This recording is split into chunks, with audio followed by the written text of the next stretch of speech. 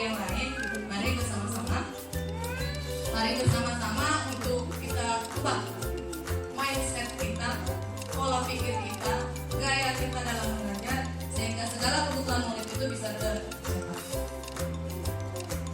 Oke, demikian dari saya. Kita lanjut ke kebutuhan yang ketiga ya, kesiapan belajar disampaikan oleh Ibu Yuni. Tapi mungkin ada explaining ya? Boleh, biar nggak capek Bapak Ibu duduknya, mungkin ada gerakan-gerakan. Silakan Bu Yun. Tidak bisa saya sedetail Bu Tika. Saya akan menjelaskan sesuai dengan apa yang sudah saya lakukan di kelas saja, karena itu lebih mudah sih bagi saya menjelaskan gitu. Kita next saja Acik, karena nggak perlu pemantik ini. Oke. Apa sih kesiapan belajar? Jadi saya ulang lagi ya. Jadi kebutuhan belajar itu ada 3 tadi ya. Masih ingat apa yang diajar oleh Bu Tika tadi kesiapan belajarnya? Apa? Yang pertama apa? Terus yang kedua?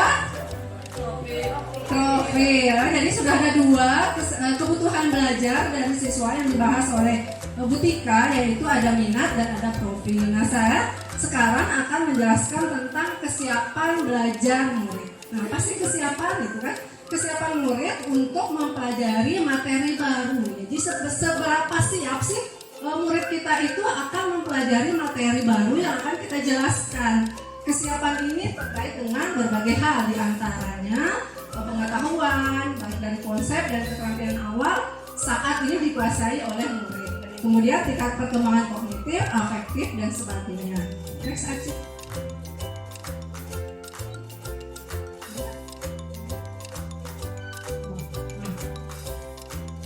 Oke, dari kesiapan belajar ini, apa yang kita lakukan untuk mengetahui kesiapan belajar murid?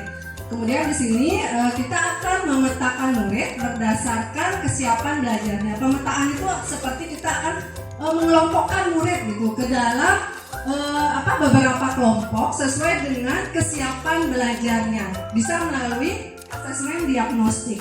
Nah, berdasarkan pengalaman yang pernah saya lakukan, yang untuk mengetahui kesiapan belajar murid itu yang pertama saya melakukan tes diagnostik di awal. Kemudian kita juga bisa, yang kedua ya, kita juga bisa misalnya kita akan memberi bahan bacaan atau memberikan video ke siswa sebagai pemahaman awal mereka.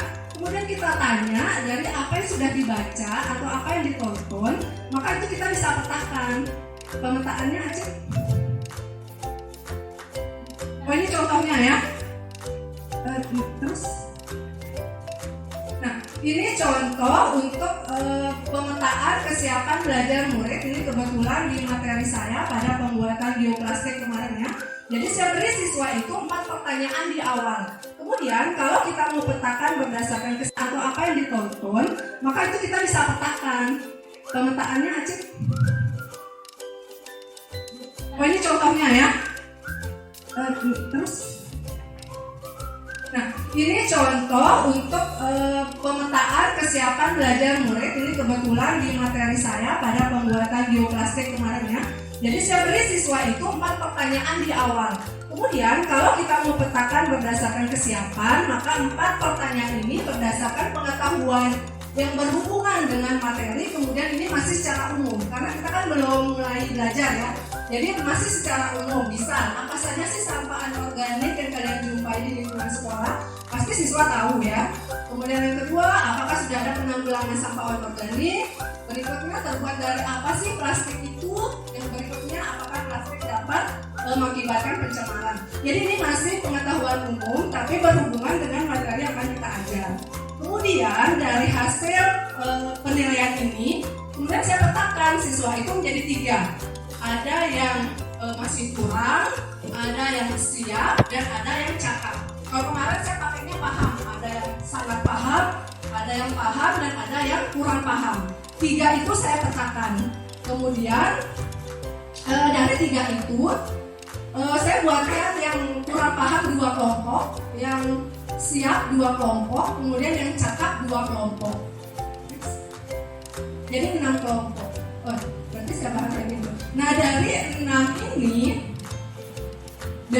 ini ada perlakuan yang berbeda. Mungkin nanti akan dibahas oleh Bu As tentang diferensiasi karena tindak lanjutnya setelah kita petakan itu tindak lanjutnya ke proses pembelajaran diferensiasi. Kemudian dari hasil pemetaan ini baru kita sesuaikan seperti apa kita ngajar nanti terhadap 3 kelompok siswa ini, seperti apa prosesnya. Itulah baru masuk ke diferensiasinya. Nanti ada 3 macam diferensiasi mana yang cocok agar siswa itu terpenuhi kebutuhan belajarnya berdasarkan hasil kesiapan belajar tadi. Nah, menurut Tomlinson mengatakan bahwa merancang pembelajaran mirip dengan menggunakan tombol equalizer pada stereo atau komputer CD. Mungkin kalau kita pernah mendengar musik, biasanya kita akan menyesuaikan bassnya, menyesuaikan volumenya. Kita menyesuaikan itu seperti hasil kesiapan belajar tadi.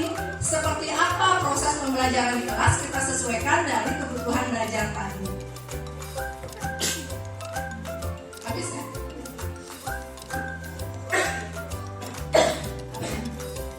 Oh ya, kebutuhan belajar ini kan ada 3 ya. Tetapi kita bisa pilih salah satu karena nanti kedepannya kita akan kelompokkan siswa. Pengelompokannya boleh berdasarkan kesiapan. Kalau kita mau pakai kesiapan, kemudian boleh berdasarkan minat. Kemudian boleh juga berdasarkan profil belajarnya. Jadi pilih-pilih salah satu, nanti proses pembelajarannya baru masuk ke proses diferensiasi. Kita mau bawa kemana nih pengelompokan ini? Nanti aksinya di pembelajaran diferensiasi. Mungkin nanti teman-teman yang Bu Citra sama Bu As ya yang membahas pembelajaran diferensiasi. Sampai sini ada masukkan sedikit gitu paham dari kesiapan belajar ini Bapak Ibu. Atau setelah diferensiasi nanti kita bisa tanya jawab ya, atau nanti lebih dianu sama aja.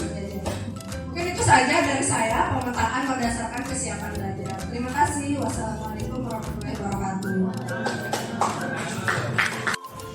Saya melanjutkan kembali tadi penjelasan dari teman-teman. Tadi Bu Yun dan Bu Tika sudah menjelaskan tentang kebutuhan belajar ya. Nah, untuk selanjutnya pemetaan yang sudah kita lakukan tadi tentu akan berkaitan dengan proses pembelajaran yang akan kita lakukan. Nah, ini ada pembelajaran diferensiasi. Ada 3 pembelajaran diferensiasi yang bisa kita pilih Bapak Ibu untuk kita terapkan di dalam kelas kita nanti. Ada diferensiasi konten, proses, dan produk.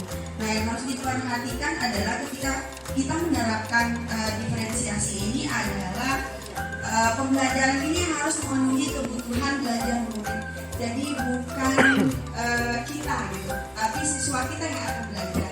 Maka kita harus mampu menyesuaikan. Tadi di awal ada Bu Ella menjelaskan misalnya kalau di MIPA 1 dan MIPA 3 bagaimana? Berbeda ya, itu akan berbeda. Begitupun dengan proses diferensiasi yang akan kita terapkan. Jadi di sini tidak harus ketiga-tiganya Bapak Ibu, tapi bisa kita pilih mana yang sesuai. Misalnya mau diterapkan salah satunya, silakan. Tidak harus ada ketiga. Nah, yang pertama yang akan saya jelaskan adalah tentang diferensiasi kontennya. Jadi pemetaan, misalnya pemetaan yang sudah kita lakukan, kita bisa menentukan konten atau media yang kita gunakan untuk menyampaikan materi kepada anak-anak kita. Nah, di sini kita bisa menyiapkan berbagai pilihan media pembelajaran yang bisa kita berikan kepada anak-anak kita nanti ketika belajar. Misalnya di situ ada bisa buku, poster, video atau audio, tergantung dari kebutuhan belajar murid kita itu. Nah, misalnya ada anak-anak yang lebih suka untuk menulis, maka ada anak-anak yang kemampuannya dia itu misalnya sudah cakap, maka kita bisa memberikan dia materi dan kita jadi guru bisa memberikan pendampingan yang lebih kepada siswa kita yang masih kurang tadi itu. Maksudnya di dalam kelas itu kita memberikan perhatian yang berbeda supaya kita tidak menjudge siswa kita misalnya dia tidak bisa, sementara dia itu ada tahapan kemampuannya. Jadi perlu pendekatan yang lebih dari gurunya. Itu kalau dari sisi kontennya. Jadi yang kita bedakan itu adalah format penyampaian materi kita untuk konten. Berikutnya yang diproses berarti cara kita menyampaikannya. Bagaimana cara kita menyampaikan materi itu kepada murid-murid kita sesuai dengan pemetaan yang sudah kita lakukan.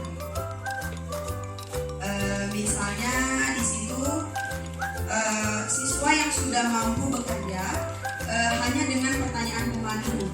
Murid yang belum yang cukup mampu dapat bekerja hanya dengan diberikan contoh dan dapat melanjutkan pekerjaannya secara mandiri. Karena ada siswa yang bisa kita tinggal, Bapak Ibu. Jadi kita bisa memberikan pekerjaan mandiri kepada murid-murid kita yang masih kurang seperti itu. Kemudian kita bisa memberikan kesempatan kepada mereka mungkin di dalam kelas itu bisa bekerja dalam kelompoknya, mempelajari materi itu secara berkelompok. Kan ada siswa yang seperti itu, macam-macam berbagai jenis siswa di dalam kelas, maka kita sebagai guru diupayakan kita bisa mengajar itu supaya mengarahkan mereka, menuntun mereka, Bapak Ibu. Jadi di sini mungkin perlu kesabaran dari kita sebagai guru untuk memberikan pengajaran kepada anak-anak itu. Seperti itu. Nanti di produknya Bu Cit sama penilaian akan dijelaskan sama Bu Citra. Mungkin itu saja dari saya. Terima kasih. Assalamualaikum warahmatullahi wabarakatuh. Diferensiasi pembelajaran ke diferensiasi produk. Jadi produk itu apa? Jadi bukti yang menunjukkan apa yang telah dipahami oleh murid. Kadang kita ketika memberikan murid pembelajaran, saya barangkali ini sering punya hak prerogatif nih. Jadi saya bisa minta anak-anak membuat tagihan tugas yang seperti selera saya, padahal sebenarnya tidak boleh begitu. Nah, jadi di diferensiasi produk ini kita membedakan dan memodifikasi produk sebagai hasil belajar murid, hasil latihan, penerapannya, dan pengembangan apa yang telah dipelajari. Biasanya ini paling mudah dilakukan, namun harus kita ingat saat ingin melakukannya kita tetap harus mengacu pada tujuan pembelajaran yang diharapkan. Jadi harus sesuai dengan tujuan pembelajaran. Next. Nah, cara kita melakukan diferensiasi ini harus berdasarkan beberapa tingkat ya. Biasanya kita menggunakan tingkat kemahiran. Murid yang memerlukan bimbingan dapat menjawab pertanyaan mengenai konten inti materi. Apa yang dia ketahui saja. Jadi tidak perlu sama dengan yang nanti cukup mahir maupun yang sangat mahir. Nah, nanti yang cukup mahir bisa barangkali kita memberikan mereka, membiarkan mereka membuat produk, misalnya presentasi untuk menyelesaikan masalah yang sederhana. Lalu yang ketiga, jika dia sudah sangat mahir, jadi dia bisa membuat inovasi. Misalnya kita minta mereka membuat video tutorial, buat inovasi atau menelaah permasalahan yang lebih kompleks, misalnya seperti itu. Nah, ini ada modanya juga ya. Jadi modanya itu untuk menunjukkan pemahamannya. Bisa lewat tulisan, diagram, demonstrasi, gambar dan sebagainya. Ini juga bisa ini juga dipengaruhi juga oleh minat dan bakat oleh mereka tersebut ya. Jadi untuk tentang diferensiasi konten, proses dan produk sudah bisa kita tuntaskan. Saya akan menambahkan sedikit tentang penilaian berkelanjutan. Dalam pembelajaran berdiferensiasi, sejak awal pun kita sudah melakukan assessment. Yang pertama mungkin kita tahu ada namanya assessment diagnostik. Kita mengetahui profil murid terlebih dahulu, kesiapan belajarnya, gaya belajarnya, itu yang sudah dijelaskan oleh rekan saya sendiri. Nah, sebelum melakukan penilaian, coba kita barangkali sama-sama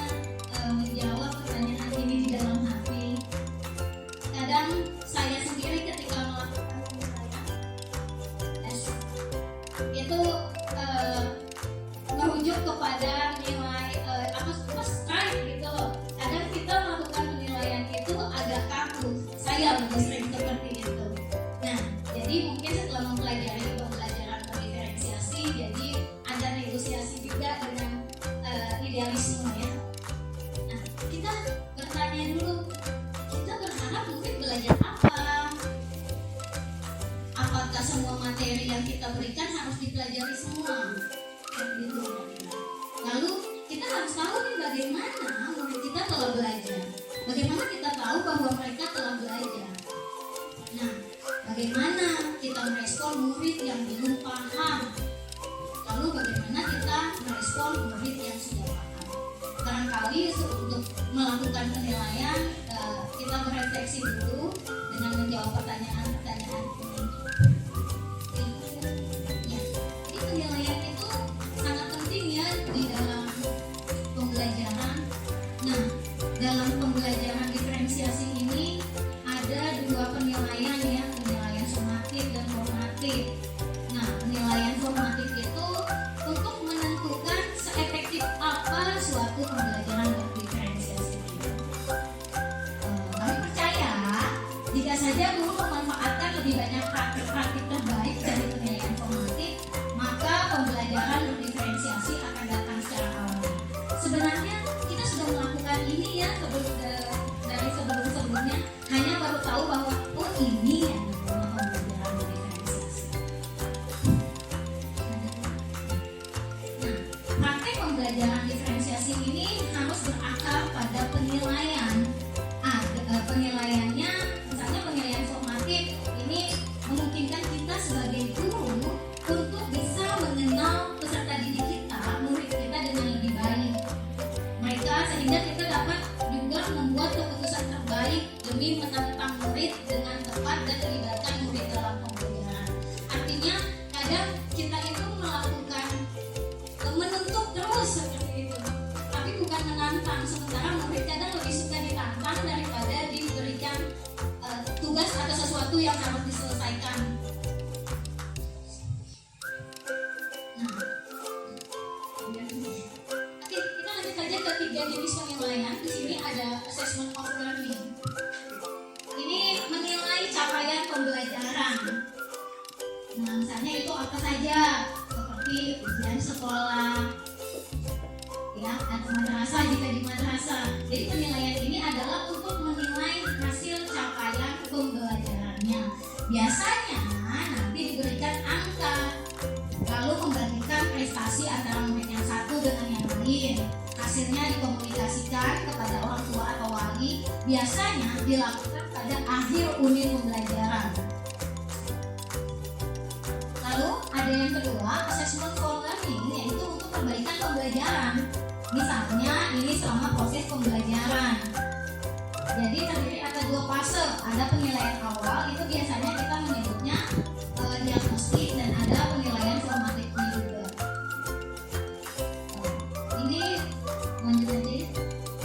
Yang ketiga ada assessment as learning. Jadi penilaiannya itu sebagai pembelajaran. Jadi di sini kita juga melibatkan murid agar mereka lebih sadar di dalam pembelajaran. Mereka juga kita ajak untuk bertanggung jawab dalam penilaiannya. Jadi ini sebagai sarana belajar bersama. Jadi tugasnya itu untuk memberikan pengalaman belajar peserta didiknya agar dapat menguasai kompetensi tertentu setelah mengerjakan tugas di proses belajar.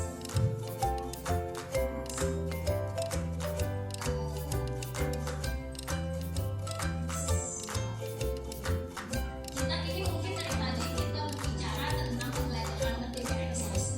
Barangkali ini masih siapa tahu teman-teman ingin tahu bagaimana sih FPP pembelajaran berdiferensiasi itu. Mungkin akan saya bagikan lewat grup ya, karena kalau di sini agak tidak terlihat ya. Saya bagikan filenya juga dan bisa kita menanyakan.